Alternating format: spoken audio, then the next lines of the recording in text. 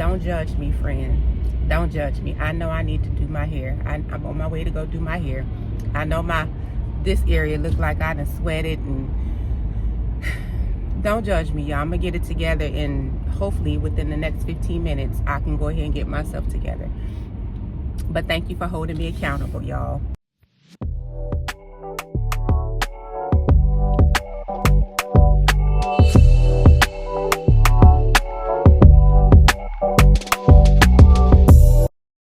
Good morning. Happy Friday. Today is actually my Friday too, and I'm excited about that because we're going on a road trip.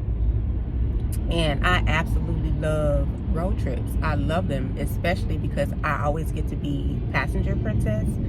I don't know what it is about my husband. He enjoys driving for whatever the reason is. But I'm going to try to surprise him and drive like to the destination. I don't think he's going to go for it, but we going to see. You want to bet me $1? Houston's traffic is just... Okay, let me give you some tips. If you are coming to Houston, visiting Houston, driving in Houston, before you leave the house, use the bathroom. If your stomach is queasy, stay home, because you're not going to make it to the toilet in time.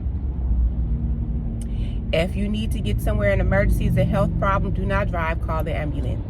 Because, baby, I live 10 minutes from work, and I leave an hour early, an hour and 15 minutes early. I literally live 10 minutes from work. I am not exaggerating. I leave an hour and 15 minutes every morning before I have to be there. I am 2 minutes into this video, and like I could walk to work faster than I can drive. So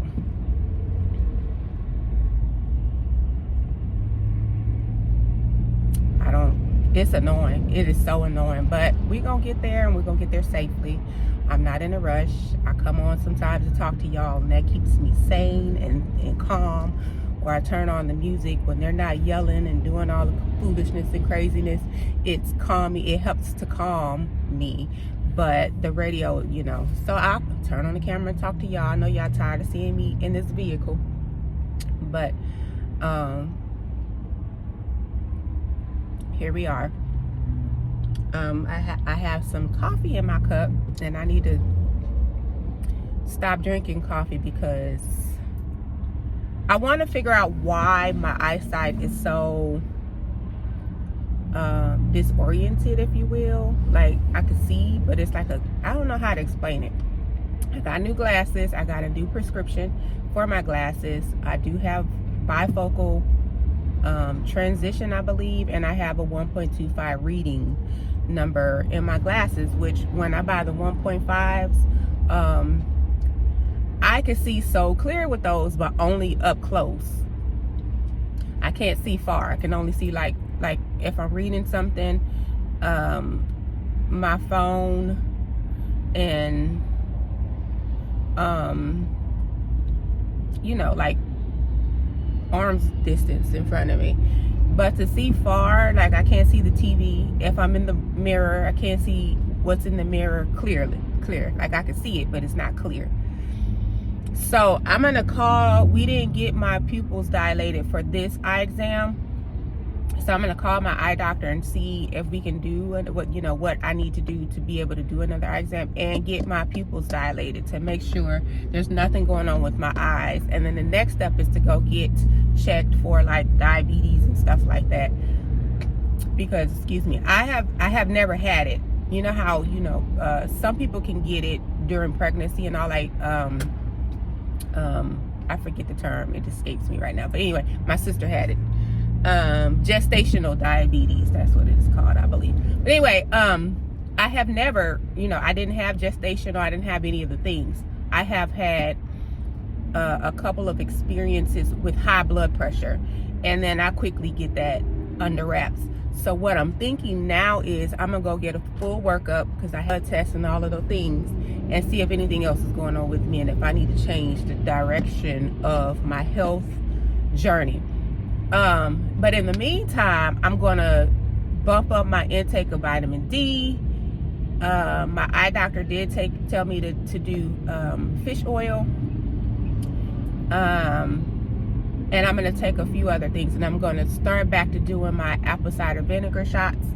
And I'm going to do maybe not a gallon, but a liter of water a day, and see if that helps. I'm going to cut down sugar completely for a couple days. So I'm going to fast from sugar. Oh, there's an accident. That's why.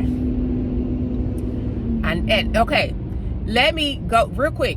So if you have never driven in Houston, lower your tone key. If you have never driven in Houston, if there's ever an accident, you will notice that the tow trucks will usually get to the scene well before the police, the ambulance, the fire truck, and all of the things. You'll know that something is going on because there will be about 15 to 20 tow trucks at the scene. So in my opinion, they need to make them first responders. They may already be first responders, I don't know, but they always get to the scene before everybody else. It was weird to me with my first couple of experiences, but then I'm like, okay, I get it. But then you have some jerks who will try to stop them from getting to the location, and I hate that, because if it was you, you would want help immediately. You wouldn't want to have to worry about the tow truck being diverted because some idiot thought it was nice or cool to jump in front of them and slow them down. Check TikTok and check Twitter. You'll see videos of people actually doing that. It's weird. It's such a weird behavior to me. Like, I don't understand.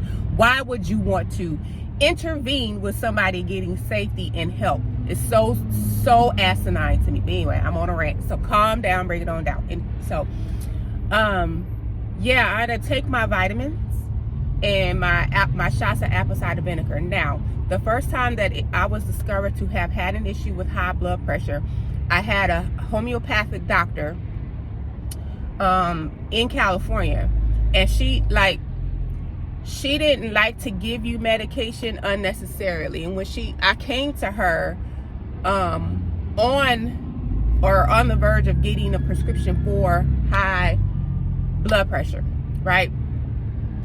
She put me on this study for 30 days, and I'm gonna use the term study because it was her own way of doing things.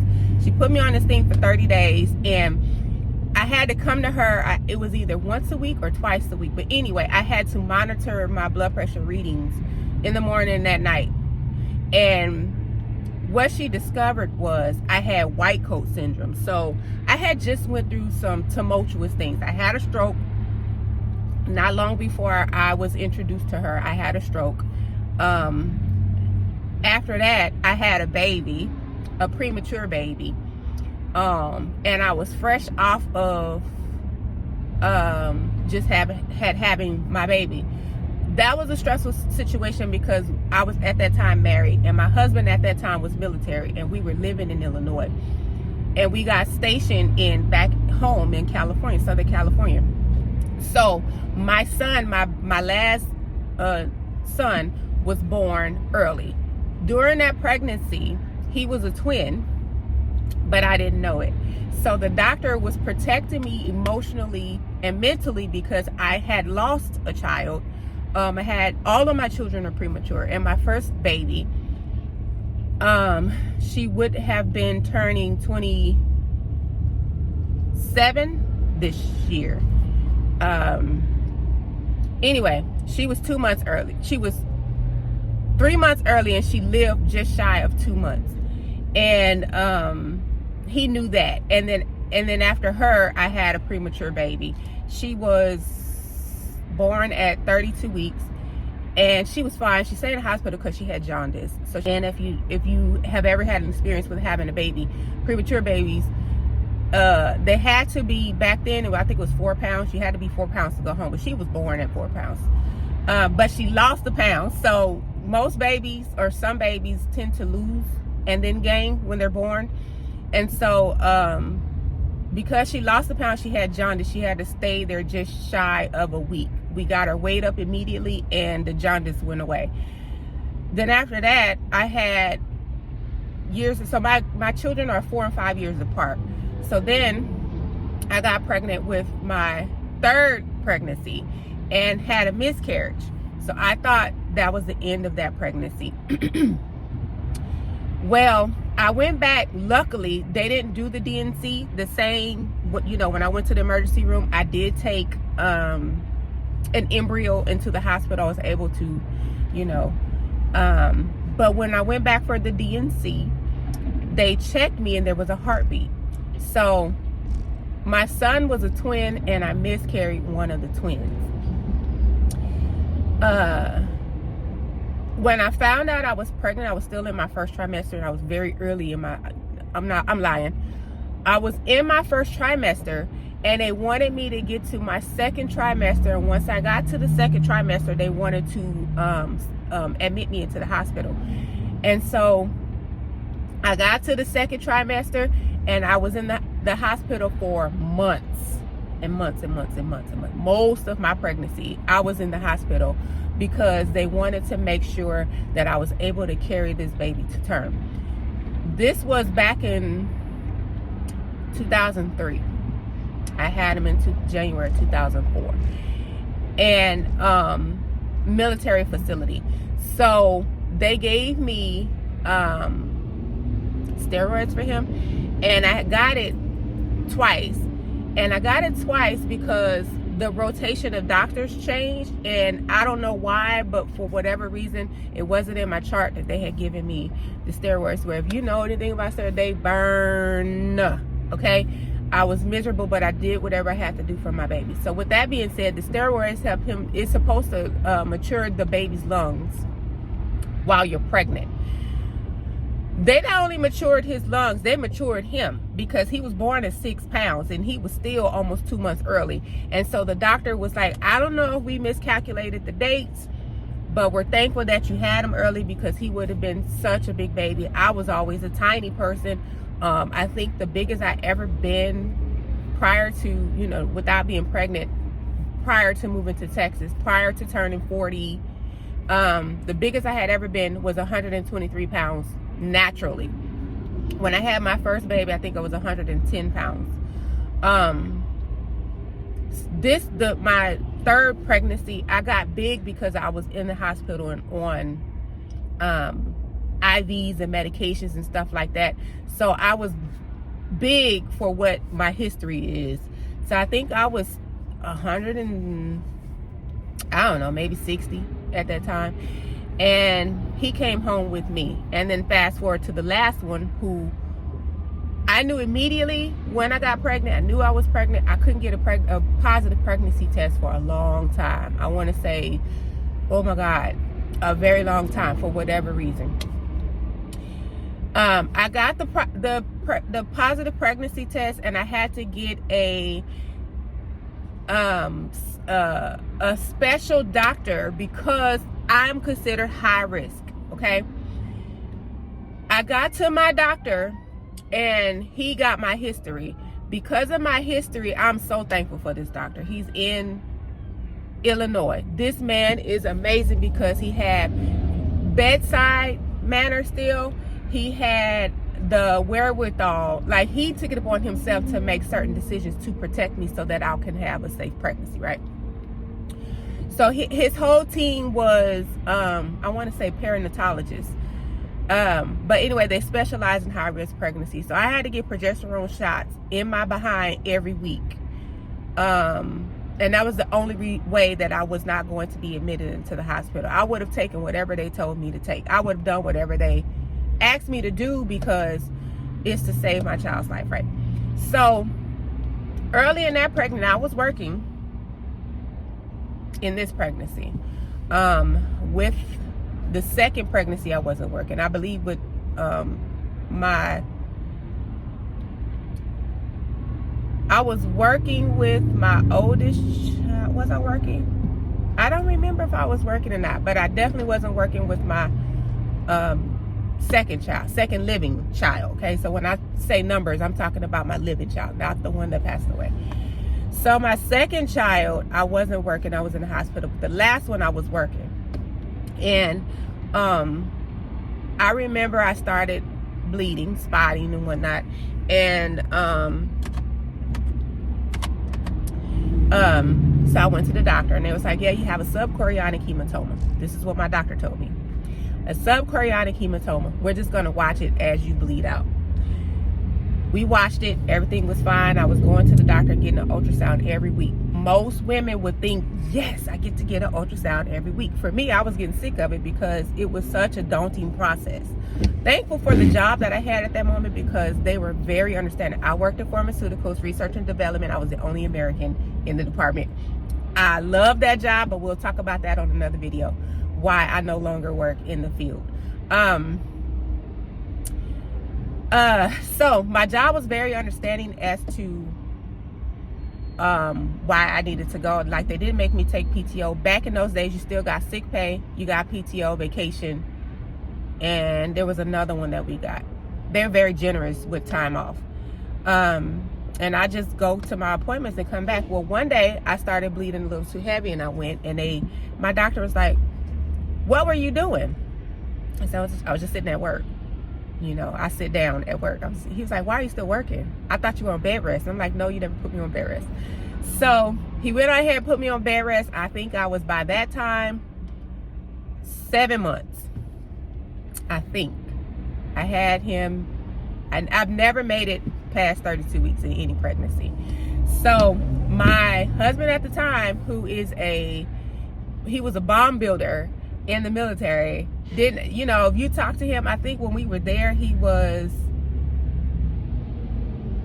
I forget what he did there in Illinois, but he wasn't building bombs. Clearly he was doing something with training or policing or stuff. I don't know, security, something, I don't know. But anyway, I didn't trust him to do a whole lot because he knows how to build bombs, but what else do you know how to do? Like, you know how people know how to do this thing, and then what else do you know how to do, right?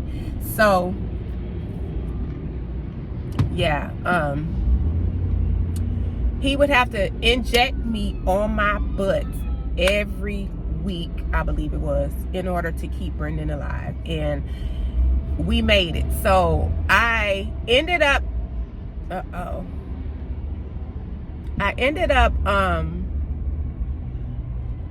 having him early. I kind of self-induced, and what the doctor wasn't telling me was Brendan was not growing anymore. So when I went into labor, finally, he said, I'm so glad. Hold on, y'all. Okay, I'm back. I had to do a little maneuvering 1-2 to get out of the way because people are just stupid and they want to see what happened. But anyway, so I ended up having him. When I went into the hospital to have him, my doctor came in and he goes, I'm so glad you're in labor. I didn't want to induce you, but I needed you to have him because I noticed that his torso isn't growing. Like, his torso was expanding, but he wasn't growing. Okay, whatever. So I had Brendan, I went into labor and had Brendan, I think, it was less than 6 hours.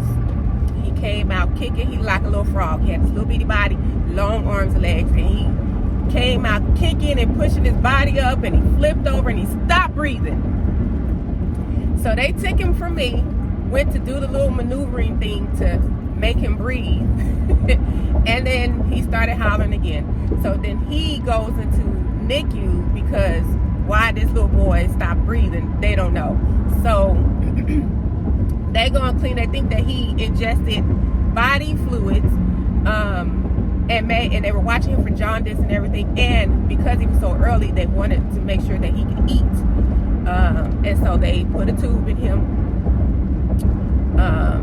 a feeding tube in him, and, you know, watched him or whatever. And I remember going to see him, and they had his little bed on an incline, like a slight incline. And Brendan was scooting his little behind up the incline somehow. But then he pulled his feeding tube out, and he caught an attitude, like he liked to eat. So he caught an attitude because he wasn't, you know, like he was behaving in a way where they had to up his feedings rather quickly. And they did.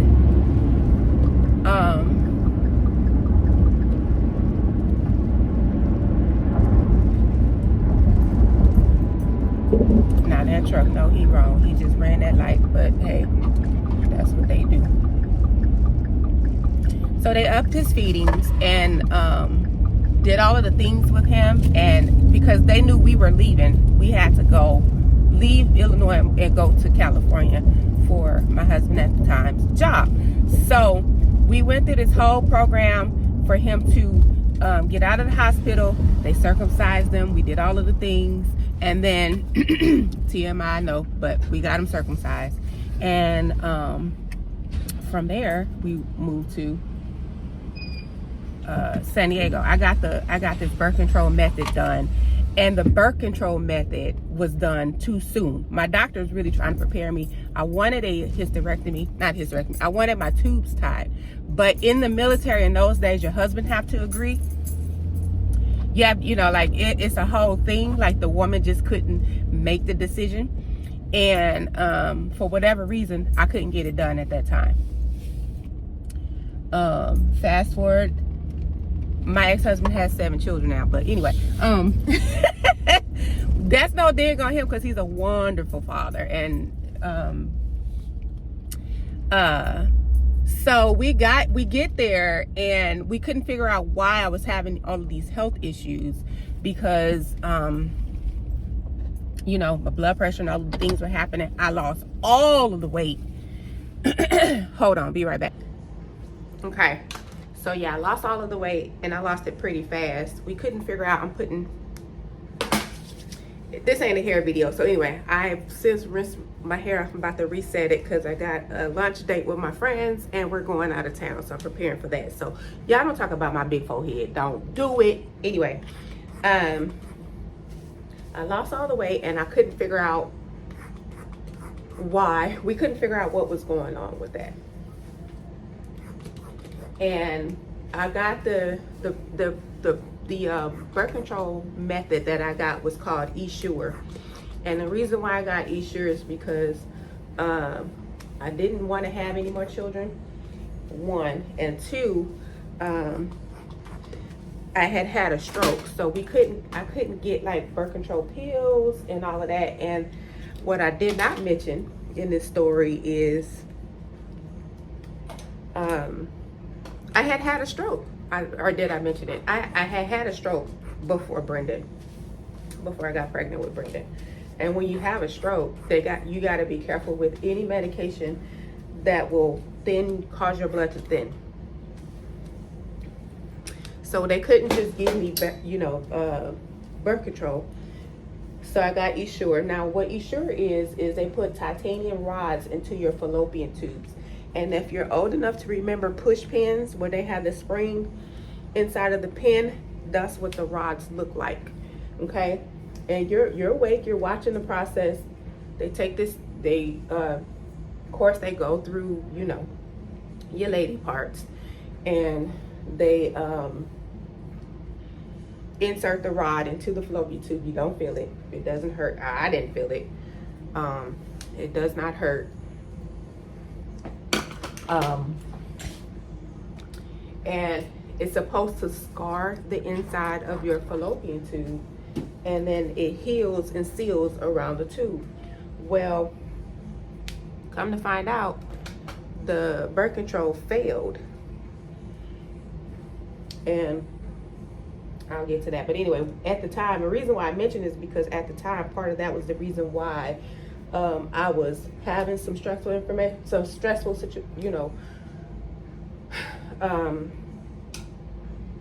results in my numbers, my health numbers.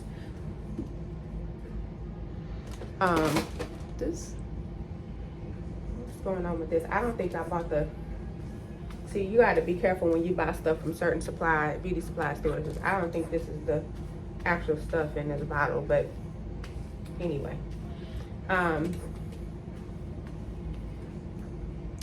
so she did the study, found out I had white coat syndrome, and the white coat syndrome could have been from all of the tumultuous things that I went through health-wise in the last 2 to 3 years prior to getting to her. So anytime you go to the doctor's office, it's bad news. So now you're anxious because I'm on my way to the doctor's office. Ain't no telling what they're gonna say is wrong with me.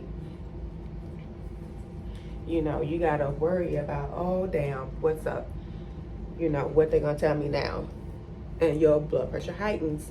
So we were able to say that I didn't need blood pressure medication, but she put me on some other supplements and changed my diet, and she said apple cider vinegar, right? And she's like, it's a strong taste, which we know that.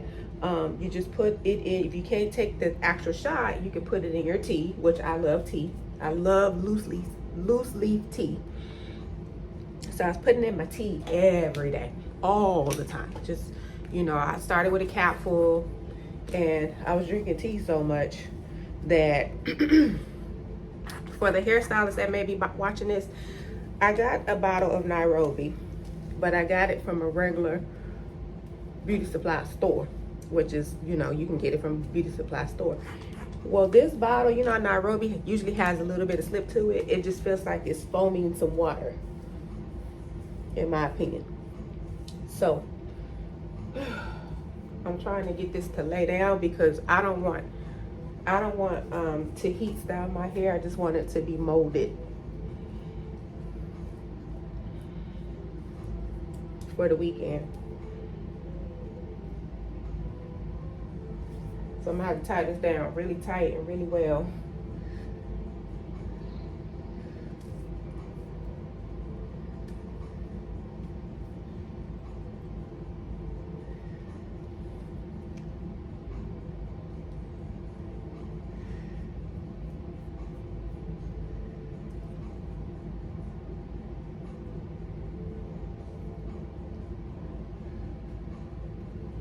But anyway, stop talking. So I started, you know, I started probiotics.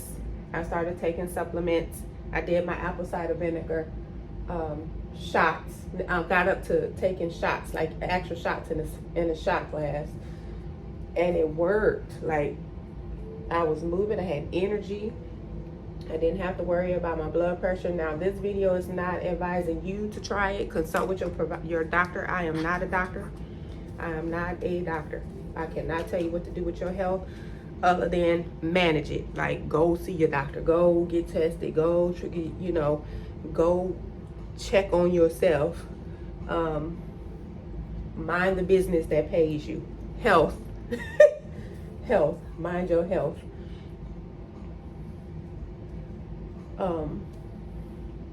When I do my relaxers at the top of my head, I like to still have texture, because when I get to the bob stage, I'm probably not going to relax my hair. Although my hair is nice and full, it'll lay the way that I want to when it's straightened. Give me 1 second. It'll lay the way that I want it to in a bob. My hair is a little too full, if you ask me. Sometimes I feel like it's too full. Now, these black strips are not, I like the black strips, but not these. These are the really wide ones. And I'm going to cut that piece off here in a second. I'm going to cut these off that are under my chin. I just need it to lay sleek and chic for the weekend. So it's 8:42 now. I got an hour and 15 minutes. It's probably gonna take my hair 20 minutes to dry, but in the meantime, in between time, don't laugh at me. This is just because I don't relax the top of my hair too harshly. I just take the relaxer and comb it through slightly, but the sides and the back, I definitely relax the heck out of that when I do relax it. But yeah, that's my health talk. That's my my story time with my health and labor and delivery and having children prematurely. Story and a call to check on your health, make sure you're okay. You know what I mean? Because too many people falling to, falling for health reasons unnecessarily, when you just can manage your health.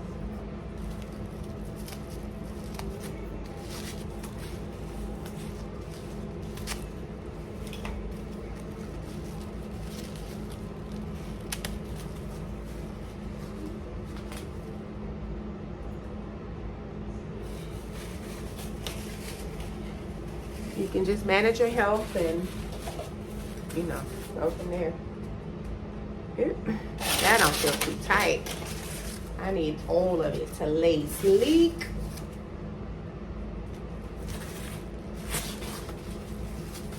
The back usually does well. It's the top. It's still so thick. So, and I'm trying not to cut my hair. I really want to grow it out into a bob. So anyway, that's my video, y'all. I hope y'all enjoyed my story time, my little chat, and I'll see y'all on the next one. I'll probably do a video of my weekend away with hubby. Talk to y'all soon. Bye.